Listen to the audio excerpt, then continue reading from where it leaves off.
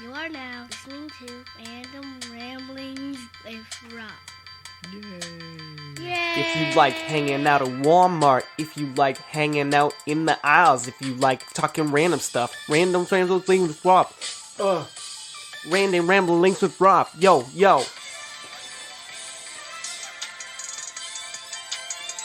Random Ramblings with Rob. Walmart talking, we're random Roblings with Rob. Rob.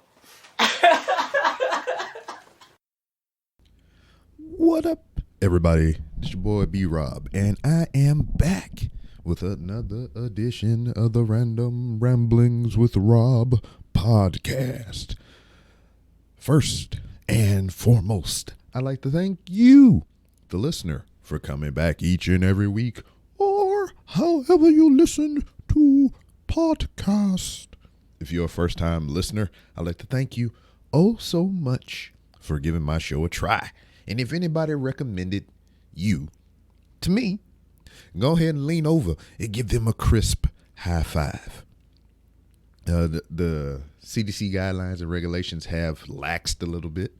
That doesn't mean that you should not be vigilant. So if you're a little bit weary of this situation that we are living with currently, I guess I can't say post-pandemic, because people are still trying to get vaccinated and some people aren't getting vaccinated and people are still catching the COVID virus and whatnot. But if you are a little cautious, go ahead and sanitize beforehand. Give them that crisp high five. Back away 3 to 6 feet. Sanitize again. And make sure you're masked the whole time.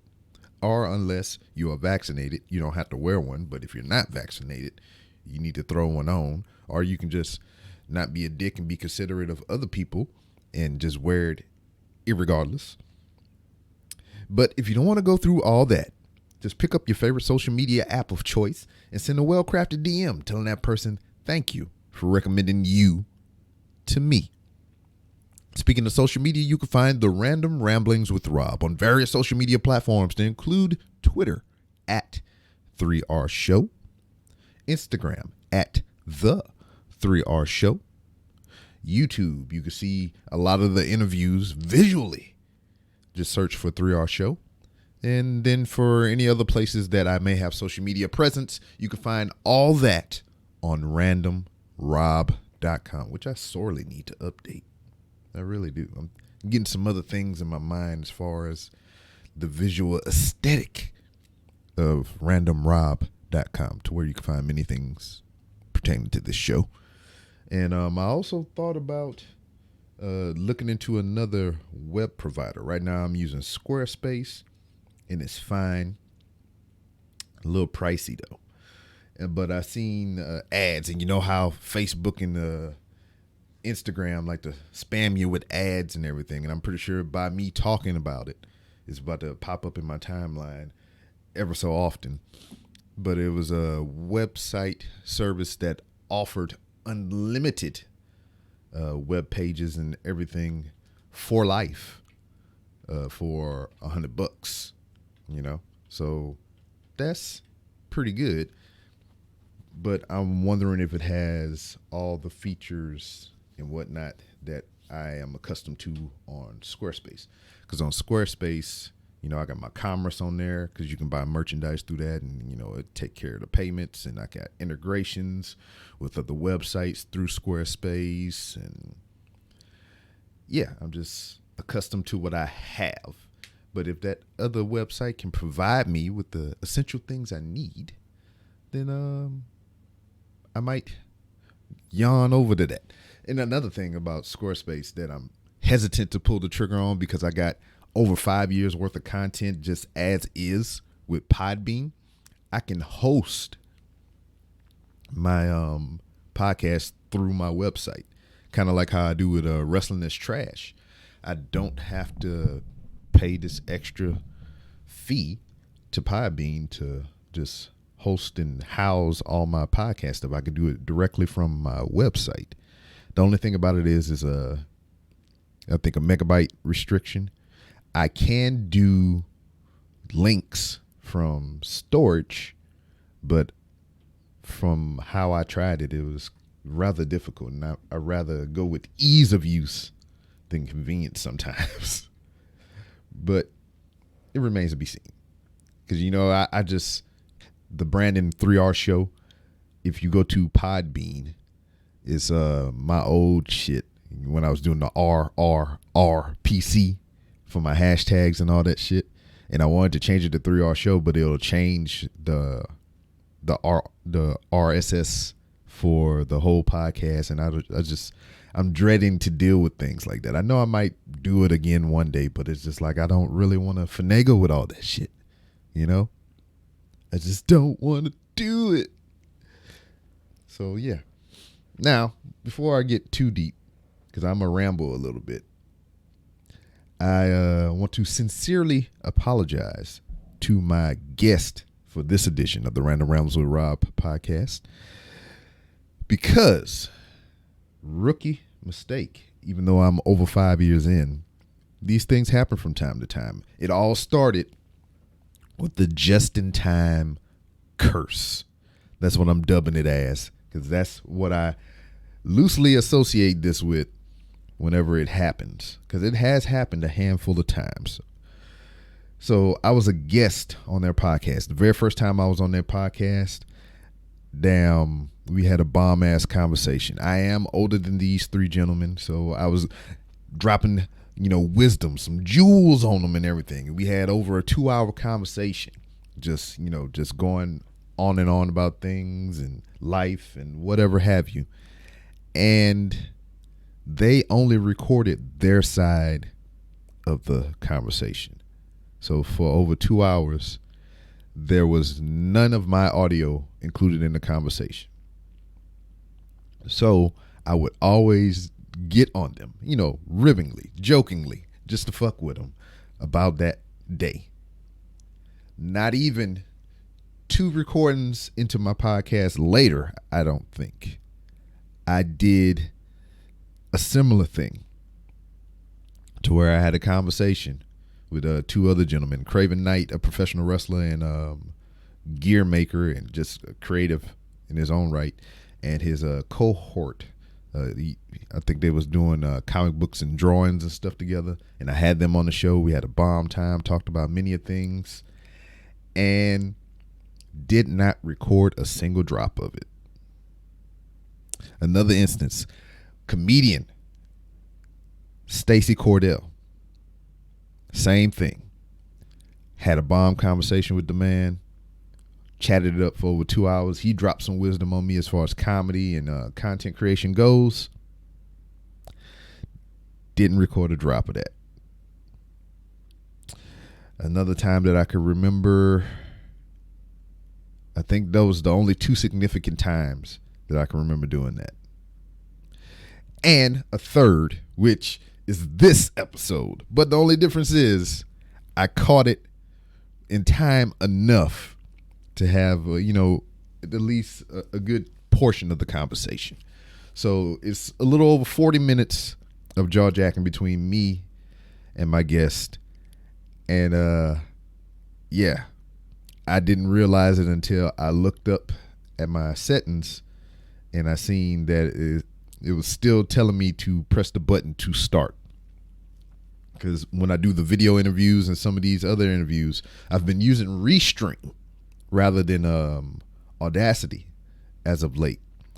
So once you have everything set up in Restream, the person comes into the lobby, you hook them up, you automatically start talking. We got into the conversation, and I forgot to press the go live button to start the recording. So it was on me. It was my goddamn fault.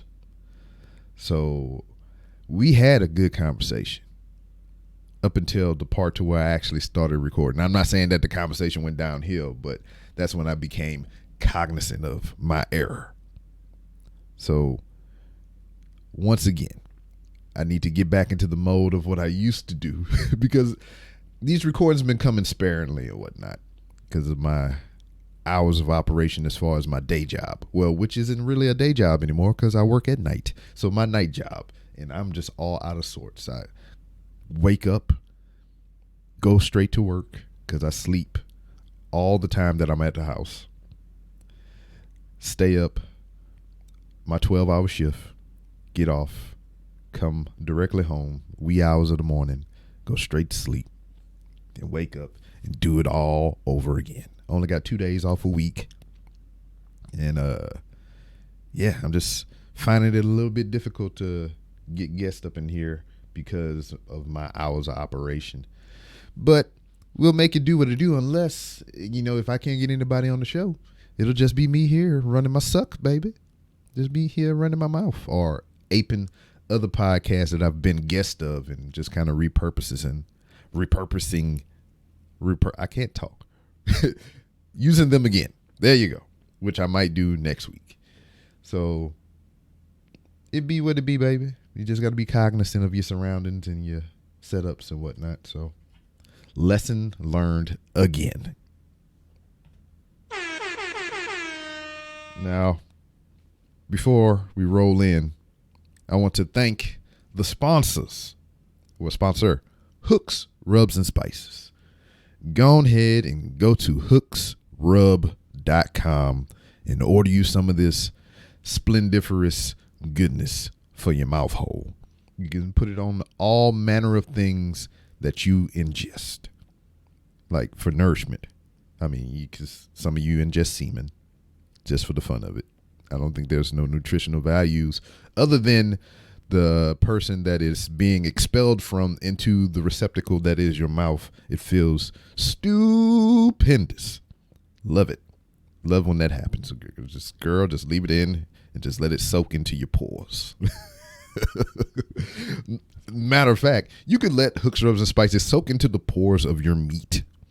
Not your penis, but your delicacies that you're cutting up on your cutting board to throw into your skillet with a little bit of oil. And I use vegan butter now because I'm lactose intolerant. So I find that vegan butter gives me that buttery taste and none of the bubble guts.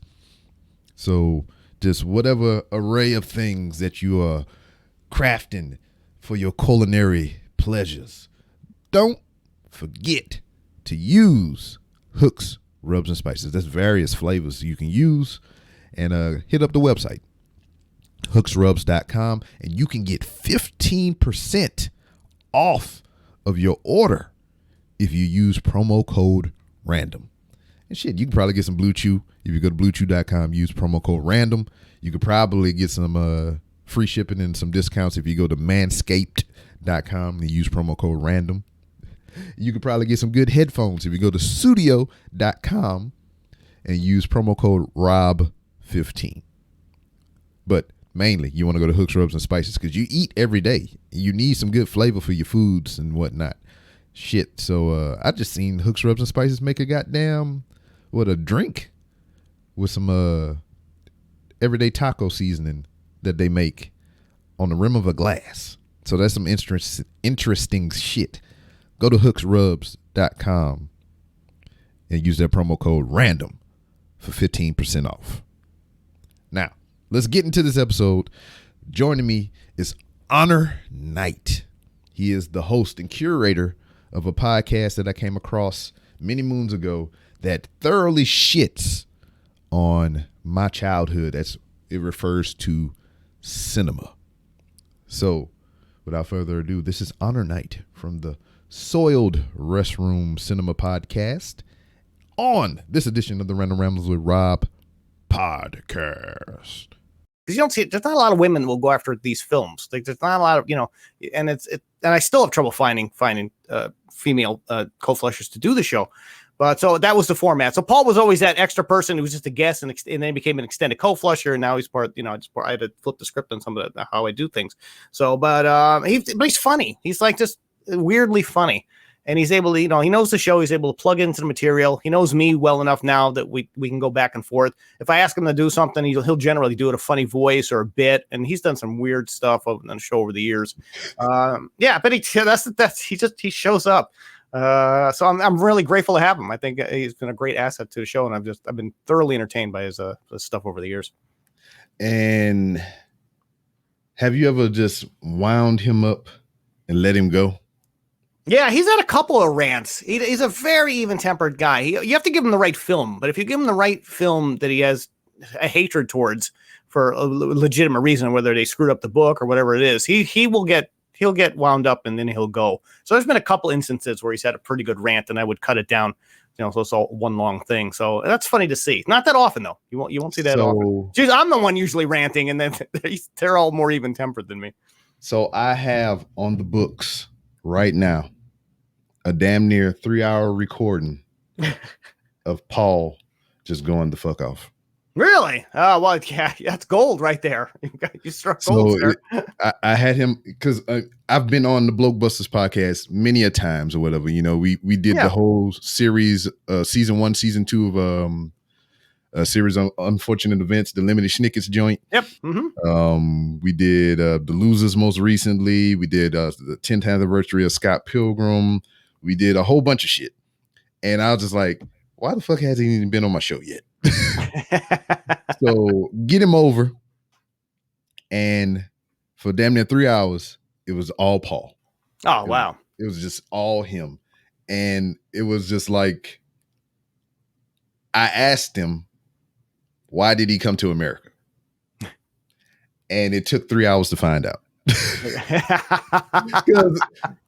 Because I mean, we even talk about it then too. It's just when it's me and him doing the Blokebusters and we talking about a specific thing, it rarely winds up being just about that specific thing. Because I'll take a left. Right. All the time. Especially when we did the reason we did the Losers, the most recent recording, is because we did Scott Pilgrim the last time. And we were talking about Chris Evans. And I was just like, oh shit, Chris Evans was in this movie. I totally forgot.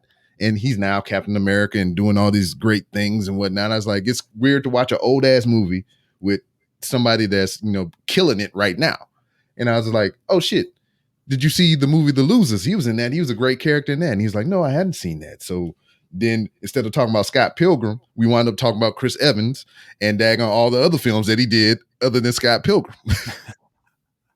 And The Losers is a very good film, by the way. So that was an excellent choice, which I own. Oh yeah. It's a great action film. Underrated it film. Got all the poops. Somebody flipped that and it was sad. Nobody liked that one. It bombed horribly, but it's a pretty neat little film. So I always recommend that one. Yeah.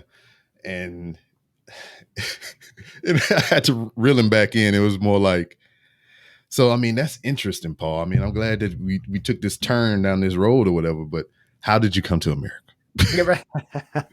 And it just kept coming back to that point throughout the whole conversation. I mean, he had, in the very beginning of the question, he just kind of was blank. He's like, he said something, but it wasn't good enough for me. And I wanted more. And he gave me that in a boatload. Oh, good. Oh, excellent. I'm looking forward to hearing that. So, yeah. I don't even know that much about him. Yeah, that should be good. Should be very interesting. It has to be a two-parter because I was sitting there when it came around 1:30. I was like, all right, we good. And then he went on a rant. Then I look up, shit, 2 hours in. I was like, fuck. I was like, all right. So I'm trying to temper it down. And my wife texted me because we had a sexy time appointment. She was like, good night. And I was like, fuck, I need to wind this down. And then I look up 2 hours and 30 minutes. I was like, fuck. Oh, yeah, you lost that time. That's got like, you. Paul, sleep. How did you come to America? 3 hours to get one question answered. Yeah, that's Paul. Well, at least he gave you what you wanted. Yeah, eventually. Yeah, it's kind of Paul. Eventually you will get what you want. But yeah, he does. He shows up. So yeah, it's been a fun experience working with him over the years. But going back to the beginning and everything, I mean, you just the environment that you grew up in, which kind of led you and lent you to this podcasting medium and everything. I know you had a brief hiatus and whatnot, and you're back sporadically. I think what did you just recently do? A Netflix movie, right? Yeah, Thunder Force is our newest one. It's up on what came up yesterday. So that's our latest flush. And there'll be more coming. It's going to be back to a regular thing. It's just slow. But we should have it back up to speed, hopefully, very soon. So what are your thoughts on the future of the Soiled Cinema podcast? Well, I'd like to have it back up to four episodes a month. It took a Yeah, I had to take a break. I burned out. Essentially, what happened back in Oh, I 2017. understand. I had two of my co-flushers quit. Nora Crest and Sarah Poltimo left the shows for different reasons, and that stuck me with put me in a real bad position. So I had to get somebody new, and I had to bring in Chris Anger back for the 2018 year. And she made it to June, and then she quit. And once she quit, that was it. I literally stopped. I burnt out. There was nothing left, and I had to take a break because I was, I'm doing the show four episodes a month. I'm doing a show once a week. It's an hour and a half recording. It's 6 hours plus editing, plus the social media and all the other stuff you have to do to promote the show on a weekly basis. And I just could not. And then on top of that, booking guests, managing my co-flushers, all this other stuff. So once she quit, I quit, and that was it. I had to step away from the show, and it's coming back in fits and spurts. And now we're finally. It's been a good 2.5 years, almost 3 years. It's a long break, man. But we're circling it back around, and now we're getting our legs underneath us once again. To kind of power forward, because there's still a lot of great films to flush. So, and I got a lot in the can. We have like 4 or 5, 6 episodes that are we're ready to come down the pike anyway. So we have shows backed up, and we're working to with new shows going. So forward. is it weird in your phrasing? We have so many good films to flush. yeah, that's true. When a film's just dying to be flushed, like when you've got something. That's a hard thing to figure out too, because not every bad film is flushable, and not every good film is flushable. But but not every, just because it's a bad movie doesn't mean that we can get mileage out of it and make it funny. Sometimes they're just so bad you can't do anything. And we've recorded a bunch you'll never hear, because after we got done recording, there's nothing here. There wasn't enough. There's not enough material to hang on to make an episode.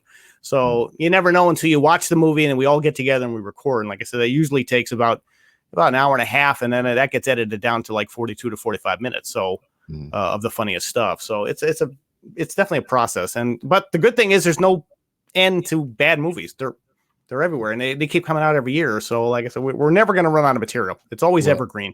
If you haven't reached it yet, I have a recommendation for you. Oh, please. Absolutely.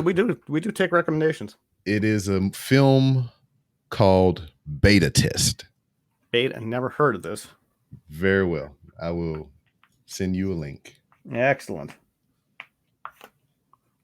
Never heard of it. He might have got one on me here. Beta Test.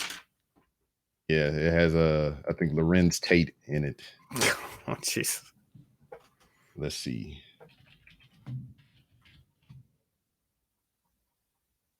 Here it is, 2016 classic. 2016. Wow, not that long ago. Exactly. So I mean, they have all the advantages. Where'd you find this? Randomly. That's what I do. Hence the name. Yes.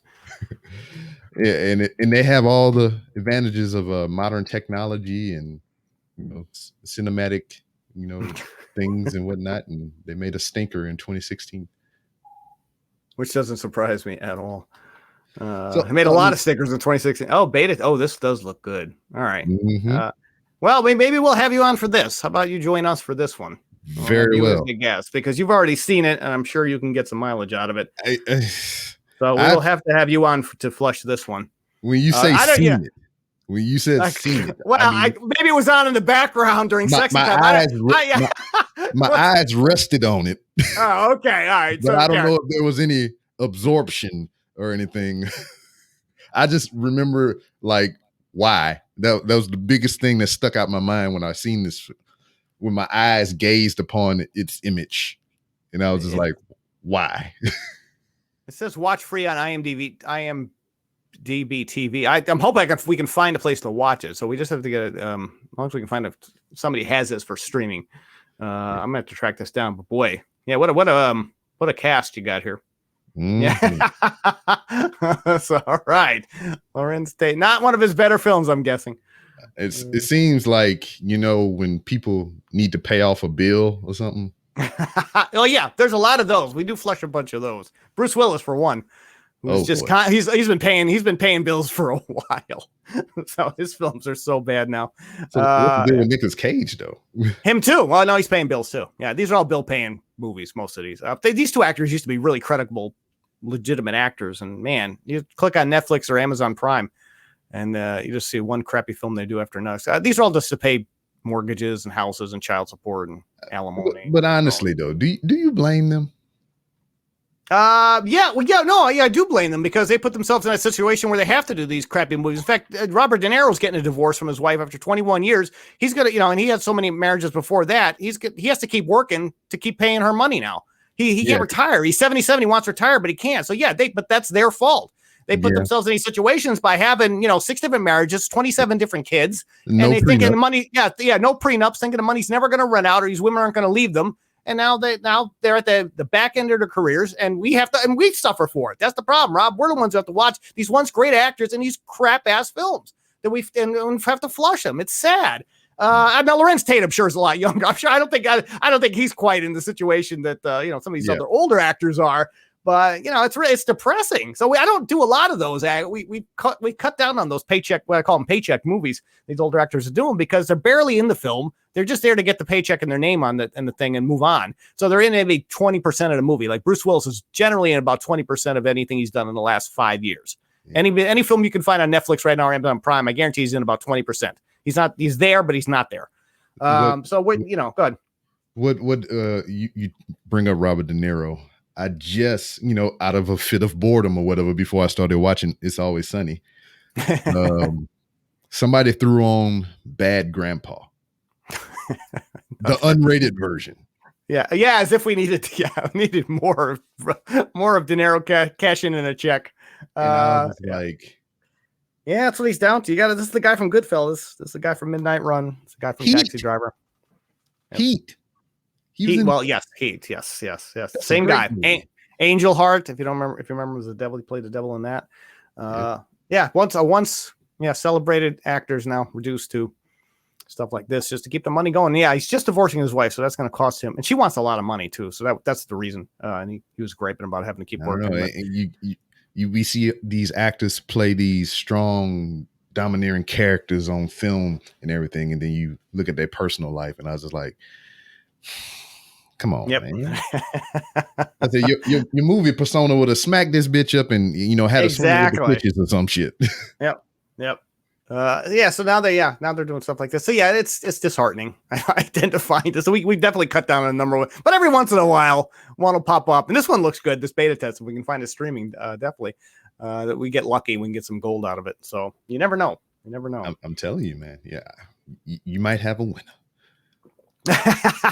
I'll take that I will take your word for it. Okay, I'll have to look into this one, definitely. So like during your hiatus or whatever, I mean, how has your time had been idly managed and whatnot?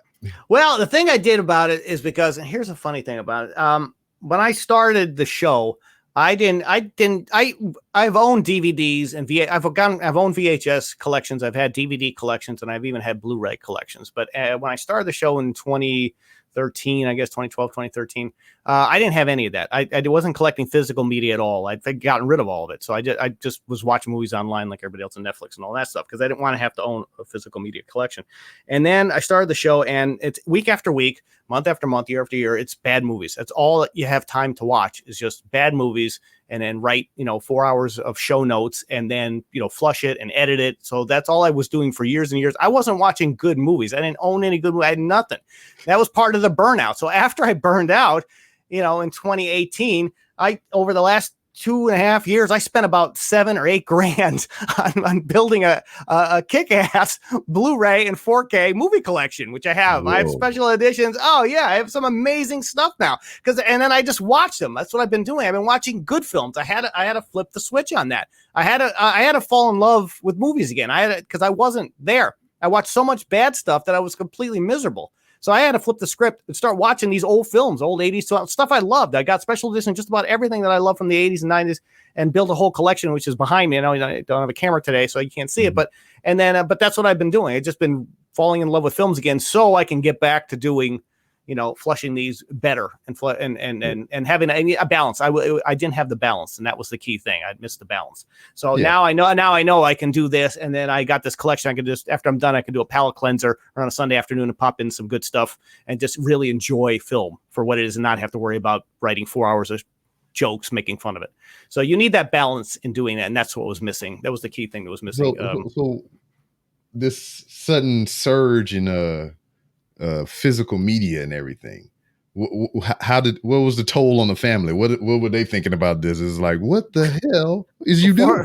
Fortunately, it was just me. So thankfully, I'm the only one that has to answer to this. Very well. And there was a podcast called Shockwaves, which is no longer around. And it was a horror podcast. And they would go on about these companies like MDV, Arrow Video. There's a bunch of these smaller companies that have been putting out these special editions and 4K rescans and restorations of films and doing these special editions. And that's where I came back into collecting. So if I'm going to get these, I'm going to get the best of the best. Yeah. And all these companies have taken all these small little movies and films that bombed and all these lost 80s films, and they've repackaged them and brought them back to life, and stuff you've never seen before, like Beastmaster, which you haven't seen in years. There's Vinegar Syndrome, Vinegar Syndrome put out a 4K beautiful special edition of that, which is one of the best I own that I bought last year. So it was just okay. Now I can collect them again and get the best of the best and really do a deep dive into these timestamps from the 80s and 90s, or whenever they were made. So there's a lot of other special, and all the special features and commentaries and all that stuff. So that's where it's. So it's nice collecting. So now it's more of a collection in that sense. I'm not a completist. I'm not getting every film I ever made. I'm a connoisseur or curator of stuff that I really like. That I've been collecting. So in order to manage it, this year I'm kind of cutting back a little bit, but because it gets real expensive real fast. So I guess I'm at, I got about 358 physical units on the shelf, but some of those obviously have more than one film to them. So we're well over 400, maybe 450 films currently where I'm at right now, going from nothing. So it's been quite the journey. From the time that I met my wife in 2008, have been going through and collecting physical films, and I'm currently sitting at over 1,500. Oof! All right, that's impressive, sir. It's impressive. So, like, I haven't, seeing that I have all those movies and everything is just like I haven't been to the extent that you've explained. I haven't been searching these sites and everything, because right now you're just blowing my motherfucking mind right now, because I'm looking at the one that you sent me for Drive and shit. Well, that one, yeah. Well, there's Flash Gordon, the 1980 film. Mm-hmm. Studio Canal just released a box set of that film and they just didn't do a 4K scan of it. They did a 4K restoration of the print. It is the best you will ever see it in your life. I can't believe how crystal clear that image was from a movie that was made in 1980. It's probably one of the best ones I've owned. If you love that film, you definitely want the Studio Canal version of that film. I think there's a steelbook of it too, or you can get the stuff with all the but and it's so that's been because then I upgraded my system. I went and bought a 4K player that's region free, which means I can get movies from anywhere around the world and they'll play in the player. So I'm no longer region locked because there's a lot of stuff from Europe and like you're talking about the martial arts and the action films. 88 Films has a lot of great Jackie Chan stuff they're selling, but it's region B. But if you have a region free player, guess what? You can play it on your player, play it on your machine. And I got a 4K TV. So now I'm where I need, and it's soundboard and all that crap. So now I got the whole theater system right here. And it's funny you mentioned, because just before we recorded, I went down to Best Buy and picked up a 4K steelbook of Speed, the Keanu Reeves film. They just released it, just came out this week. So I was like, I literally just went down and picked that up. So what type of collector have you become and everything? So like for me personally, if I have one film in a franchise, I have to have the whole franchise, That's a completist. I am not a completist. I've got so basically, like in terms of like, let's say Lethal Weapon, there was 4 steel books that were beautiful. I bought all 4 steel books, but I only liked the first 2 films, so I sold the other 3. I don't unless it all comes in one package. And I'm stuck with it. I get this way. I don't have to take up my shelf with 2 films I'm never going to watch. So I kind of cherry pick it in that respect. And I'm more of now it's more of 80 centric. That's kind of where I'm zoning in on. That's more of films made between 1980 and 1989. That's kind of the center of my collection. And of course, then I have stuff from other, decades, but that's kind of where I'm focusing on. Stuff from my childhood, stuff that, like Top Gun, just stuff, these classic 80s and little known 80s films that they're now coming back into life because a lot of smaller companies are loving these films and restoring them and contacting original people and doing interviews and putting all this out there for you that there's films that are like Rad, which is an obscure 80s film that just got a beautiful treatment from Vinegar Syndrome. It's amazing what they did with Rad. They did a 4K scan. They talked to all these people. I mean, films you never thought would bubble up again are now showing up again because there's an audience and they will buy these. So it's fantastic. Now's a great time to be a collector of Blu-rays and 4Ks and movies that you love. Now's the time, because these whether the major studios aren't really doing them this much, but these smaller companies are picking up the licensing and putting them out. So yeah, if you're a big collector, this is your golden age, sir. This shit is funny because you talk about Rad, and I remember the first time I seen that shit. I was being an outside kid. I was running around playing in the street and shit. And one of the guys that I hung out with as a kid, he was like, "Hey man, I got this movie called Rad or whatever." I was like, "What the fuck is a Rad? Tell me more." And we go up in the house. He popped a VHS in, and this was the first time that we ever seen a motherfucker on a bicycle do a goddamn backflip. Yep. And we was like, "What?" And then from then on, for maybe 3 weeks, we were bike enthusiasts and shit. 3 weeks, yeah, that's usually what it took to realize. I watched a lot of dance films in the 80s, and for a minute there, I thought, oh, I could do it. I can do what Kevin Bacon did. I couldn't. Yeah, but you did enjoy it. At least for that 3 weeks, you felt like, yeah, that's the power of film, man, and it definitely inspires you. Your feet were and then loose. Yeah, my feet were. I thought they were loose, but they were not loose enough, sir. Not loose enough.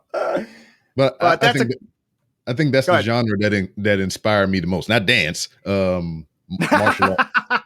Yeah, well, there's a lot of great editions of that stuff out there too. That's amazing. Yeah, whatever your jam is, there are people cranking out some really good special editions of long lost stuff. Like I said, 88 Films I aforementioned are doing a lot of lost Jackie Chan stuff, and Jean-Claude Van Damme.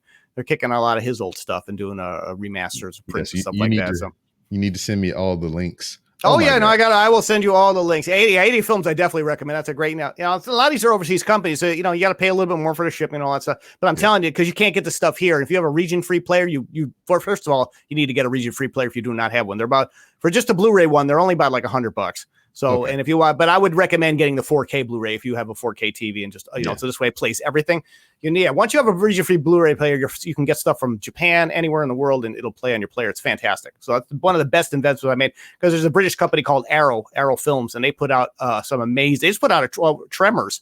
You remember the 1990 film Tremors with Kevin Bacon? Beautiful special edition, 4K edition of that. It's amazing. I mean, they go all out on the packaging, and they put all these inserts and posters. I mean, you get, and booklets. A lot of them have booklets that you can, has all production photos and stills and essays. So yeah, this is a whole new world. That's what I've discovered. So that's what kind of brought me back partly to doing. I say, oh, well, there's this other end of it. I don't have to keep watching shit. So like, what was it? I was about to say, God damn it, I lost it. Because I'm looking at the website that you sent me as you were talking. Goddamn. Oh shit, they got that rape film that I always see on Twitter. Rape film? Yeah, Irreversible. Oh yeah, that just came out as a special edition. Yeah, from DL. Yeah, that's a pop. I think that's from Arrow. That might be from Arrow. I forget who did that one. Is that Arrow? I think that's Arrow. Oh no, that's Indicator. It's Indicator. Yeah. Yeah, this is.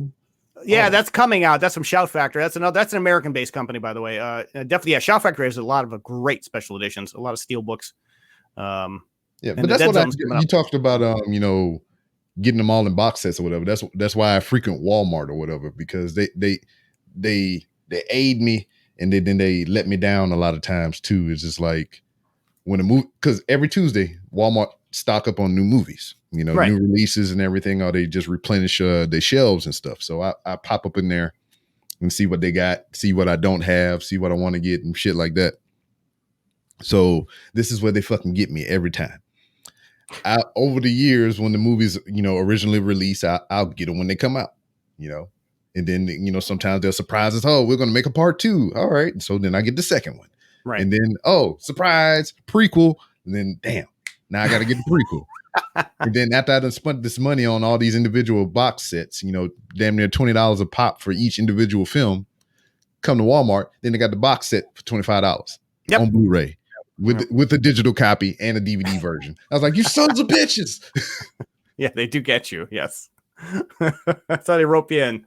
Make me angry every time. Yep. That's why I'm trying to get the older one. So, and I know there's nothing coming else down the pike. Like I wanted to get John Wick, but I just haven't bought it because I know they keep making them. So I'm just gonna wait till they're done, and I'll just get the whole collection. Like Fast and the Furious is another one. That as long as there's no sense in keep getting. I have to keep adding to it, like you just said. So I might as well just wait until they're done. I don't know, but that's the thing about what we have now. Is just like you don't know when it's done because people will start making online petitions and shit, and then here we are. Exactly. Yeah, it's never done. So I mean, we've had two good instances to where the online petition shit worked in our favor or whatever. They did the redesign on the Sonic movie. Yes, that was yeah. And I don't know how good the film was, but he looked a lot better. Yes. Yeah. It surprisingly was a good ass movie. Probably one of the best video game to movie adaptations ever. Huh. Okay. Well, that's encouraging. So it's added to your pile. And what else? Something else. Oh, fucking Snyder cut, son of a bitch. Yeah, he pulled that one out. Yeah. And that was definitely worth the wait. So yeah, and I was just tired of hearing about the shit. But it was getting old. That's why AT&T decided to finally release it. Just go ahead and do it and shut them up. Yeah, and now there's a groundswell of restoring the Snyderverse. Yeah, that I think is dead in the water. Yes, people want it, but I think Warner Brothers is not opting not to do it. For now, we'll see how that I don't know because Ben Affleck said he'd come back if Zack Snyder directing again. Oh yeah. Well, he's an amazing Batman. He did a great job as Batman. Mm-hmm. So, I would love to see more of that. I mean, he's gonna show up in the Flash movie, which is filming now. Mm-hmm. Yes. So, but yeah, we would like to see more of Zack Snyder. But we'll see if that comes down. But at the very least, he got to finish his vision and complete the trilogy. And it was and there will be a 4K. There'll be a 4K Blu-ray of that. I think later this year. So we'll see. And then we got to find out how much of a piece of shit Martian Manhunter is. He stuck around. He been around since Man of Steel or whatever. He didn't do shit. Yeah, that guy just hanging out. Did nothing. There was an excuse why he wasn't involved, but I'm not that deep into it. But it was nice to see him at the end. But he's just chilling. He could have helped out. He definitely could have dipped in at some point during the last 3 films. He's probably on vacation or some shit. He just popped in, check his PO box, and then he just dipped out and did some other intergalactic shit, But damn, and what else? I mean, so Marvel just released their slate of films that's in series that are about to come out. Or is there anything that you're excited about? No, I have not watched anything past Endgame. That was it for me. That was my jumping off point. I was a dutiful Marvel fan from Iron Man to Endgame, and that completed that story, and I'm taking a break from that. Okay. I'm sticking with the DC. Somewhere down the line, I'll pick it back up. But some of these look good. I'm not. Some of them I think should do. Now Shang-Chi looks definitely interesting. Mm-hmm. The Eternals can go either way. And I like some of the other ones that they're planning. So, but it's a little disconnected because of the pandemic kind of screwed everything up. So it's a little off. WandaVision didn't really do that well, and wasn't supposed to air that soon. And then Falcon and Winter Soldier did better, but that was supposed to air after Black Widow came out. So they had to pull a cameo that was in that one and put it in the other one. So they're trying to get their footing again to get more. I think once they start getting the movies out, and it'll start steamrolling in again like it used to. So, but right now it's a little disconnected. And of course you got Loki coming up. That's before Black Widow. Black Widow's not till July. So there's a lot of content, but until they all get on the same page, we'll see what happens. But yeah, because I mean, this pandemic threw things in a disarray and whatnot. Yes. Like right now, I can go upstairs to the back of my house, and I can look out my back second story window, and I can see a Regal Cinema. Wow. In the distance. It's less than a mile away from my house. It is within walking distance from my house. Wow. Big brand new son of a bitch. Fucking IMAX screens. Got his own little freaking pavilion there with little shops in front of it. And nice. Wow. It has a theater screen on the outside of a theater that can show movies. Oh, wow. That's really But it's not open. Yeah, well, that's the caveat, right? Yes. It's like within distance. Yes. I know. You're taunting me from my house.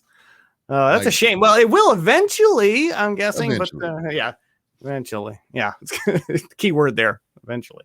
And it's just great to see that I can, like, whenever everything is new normal, because it's not gonna go back to the way it was. No, But I could just walk to a theater.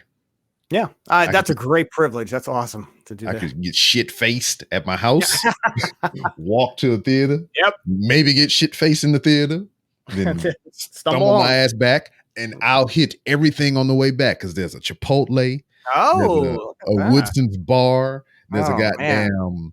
goddamn Spring Creek barbecue, there's a Wow. goddamn 1,000-degree motherfucking Neapolitan pizza place, Yeah. there's a Wow. gas station.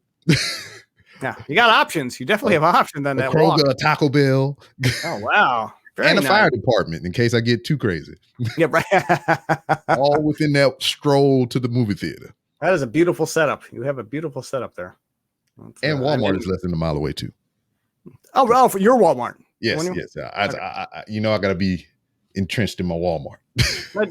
Do you walk there or do you actually drive? I drive. Okay.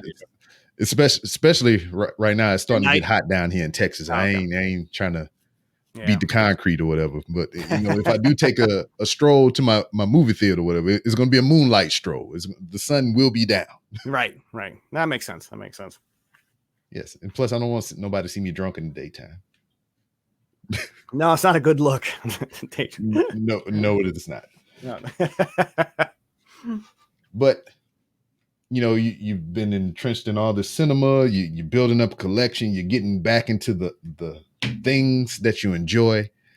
Has there ever been any aspirations of even making your own film content, or making a film, or writing a film, or anything like that?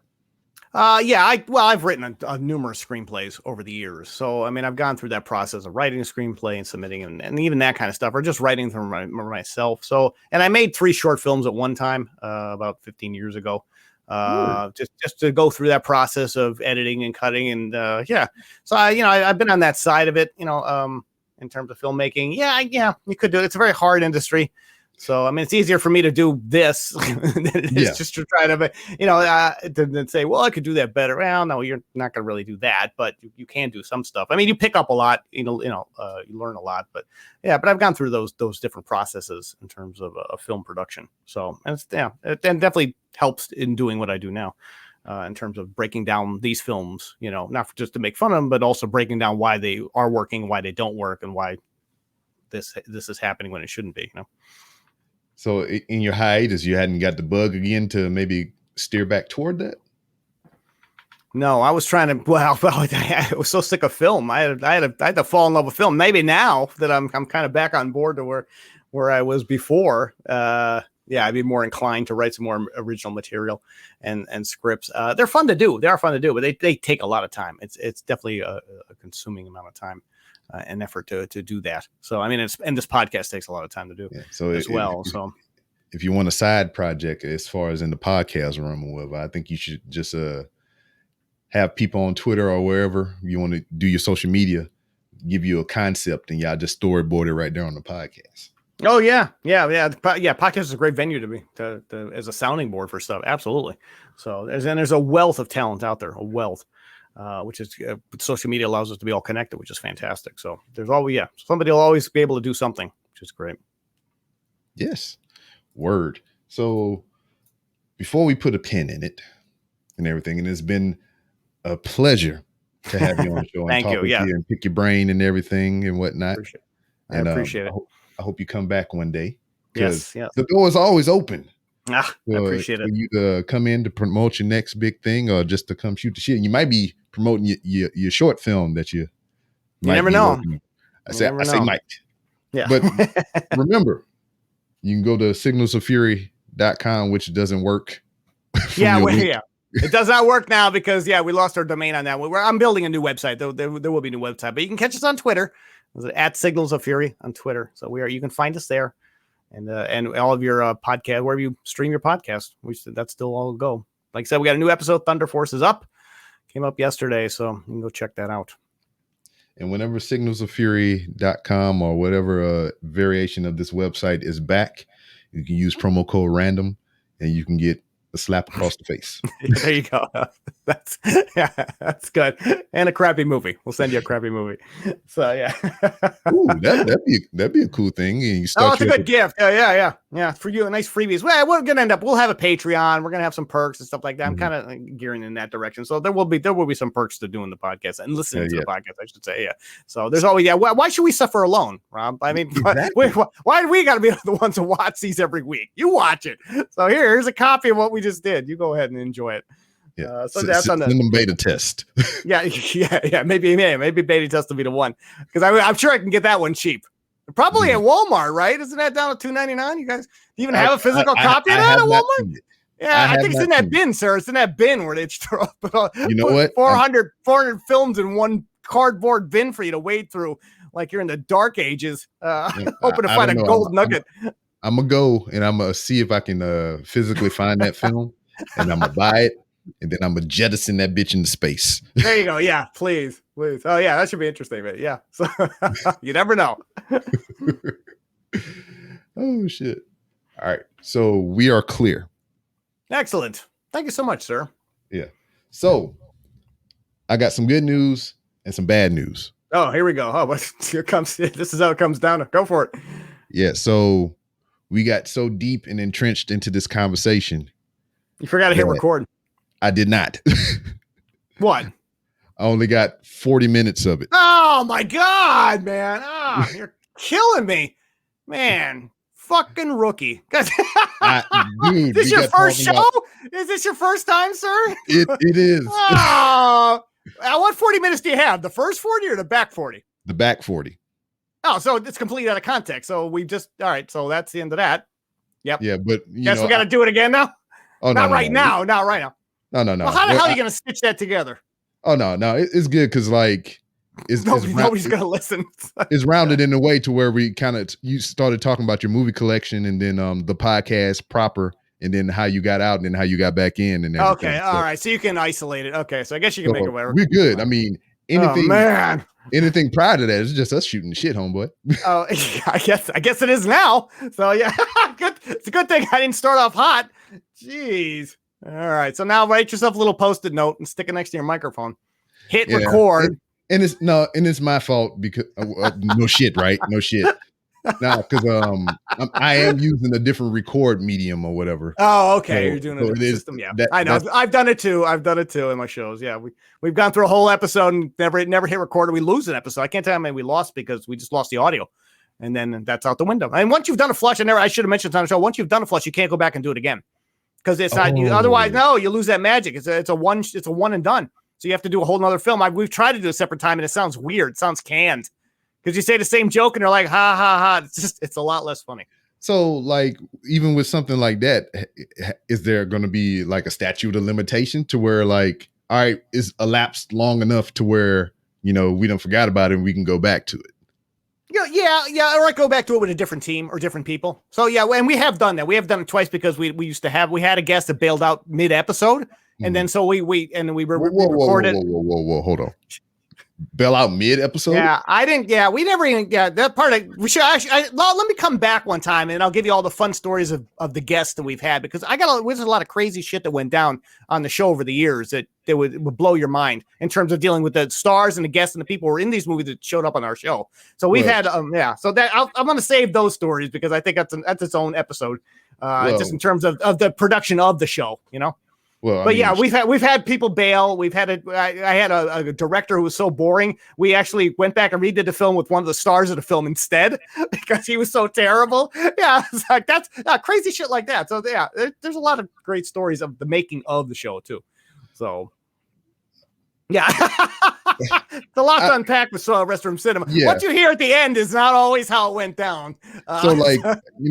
My brain plays tricks on me or whatever. That's kind of why I do a podcast medium because I forget a lot of shit that I say and I misremember a lot of things too. But did y'all talk to the people from Birdemic or am I? No, that was not us. We never done Birdemic. So, but maybe we should. I don't know. Oh yeah, that's boy. There you go. Another recommendation: if you use promo code random, you get another one. Yeah, you get a free copy of Birdemic 1 and 2. I think there was a sequel, right? There was yeah. Get both of them. That's probably at Walmart. I'm pretty sure that's in your bin. Yep, most likely. So, what days you said you was off? Friday and what? Friday and Sundays. Well, shit, we can revisit Sunday, same time. Well, what are we gonna do? The first 40 minutes again? Yeah. Okay. Yeah, no, if you want to do it again, we can, and then I can cycle in some other stories and stuff like that. Well, no. I mean, we can just do what you were just talking about, because let's do, we can do that. And if you want to, you put both of them together, or just have them as separate episodes, you can do, whatever. Separate episodes, because I am still recording right now, so I probably leave this part in. Great, there you go. Yes, you can always use that to pattern out the episode. Because I'm just a piece of shit and I want to put it on record. No. Actually, like I said, I've done it. We've all done that. We're all guilty of it. So that's just part of podcasting. You get excited and then you hit the record, or we've hit stop. I've actually stopped recording during an episode, and that's horrible too, because then your whole thing goes right out the window. I can't use any of it. So, and we're talking a hee-haw, and I'm going to listen back and I only got 15 minutes. Oh no. Yeah. So, I've been a part of a podcast that only recorded their side of the audio. Yeah. Now that could be funny though. It's just it's complete silence when you're supposed to be talking. And it was my first time on their show. And I mean, we've been podcast mutuals throughout the life of us doing podcasts and shit, right? So I was on their podcast. This is our first time talking voice to voice. And it was like over 2 hours. I mean, it was a barn burner. I mean, I was dropping knowledge. I was giving like personal stories from my life, my first marriage, deployments when I was in the military, all kinds of shit. Wow. And then they're younger than me too. So I was giving them like pearls of wisdom and shit. So and none of it's recorded. None of my shit is there. So it's just, yeah. Oh, that's interesting. Oh no. Oh. What? Nah. Man. Yeah, you didn't give him enough. The first thing you should have said is make sure you're recording my end of it. That's the first pearl of wisdom you should have dropped. Well, it was. Because when I got on, I was like, hey, do you need me to record my side or anything like that? You need me to do anything? It was like, nah, we got it. I was like, as soon as somebody says that, you're in trouble. Especially if they're new podcasters. Yeah, it's a steep learning curve. Our old senile motherfuckers like me that once you hit a certain age, we get a little lax. I know, man. I think it was the Blue Chew and all this other stuff that I was promoting. I mean, I'm depleted right now, so all my functions ain't working right. Oh, really? Okay. You're fucked. Yeah, exactly. But yeah, shit. Know what I think would be good? I mean, to have that, in the bag later on. But we can do it later on. Yeah. If I could get you and Paul one day.